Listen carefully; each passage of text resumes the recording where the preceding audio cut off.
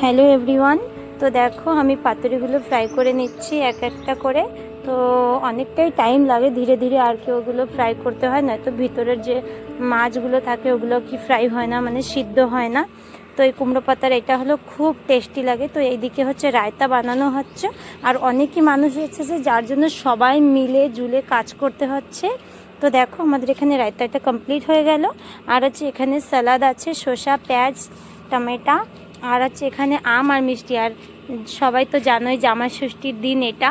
তো জামাই ষষ্ঠীর দিনে মিষ্টি আর আম হবে না এরকম হতেই পারে না। তো দেখো দিদি সবাইকে দিয়া থোয়া করছে আর আমি ভিডিও করছিলাম।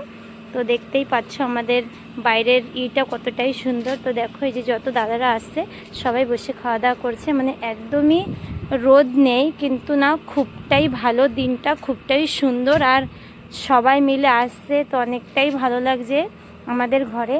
তো সবাই এই গ্রামের বাড়িটা খুব খুব পছন্দ হয়েছে, সবাই অনেকটাই এনজয় নিয়েছে। তো দেখো আমি লাস্টে চলে গেলাম আম আর মিষ্টি নিয়ে, জামাই ষষ্ঠী বলে কথা, মিষ্টি আর আম যদি না খায় তাহলে তো হয়ই না। তো দেখো সবার খাওয়া দাওয়ার পরে আমার বর আর দাদা বসে গেল খাওয়ার জন্য। তো ওরা বলছে 1 নম্বর টেস্টি হয়েছে সব কিছু। তো দেখো বাচ্চারাও খেয়ে নিচ্ছে। তো বাচ্চাদের খাওয়ার পরে আমরা দুই বউ বাঁচি, তো আমরা দুই বউ নিয়ে সব কিছু নিয়ে বসে পড়লাম। তো দেখো আমি তোমাদের সবাইকে দেখাচ্ছি যে কত কিছু আজকে আইটেম হয়েছে খাওয়ার জন্য। তো সবথেকে প্রথমে আম, আর আম তো জানোই আমাদের বাড়ির, তো আম আর মিষ্টি, তো রায়তা।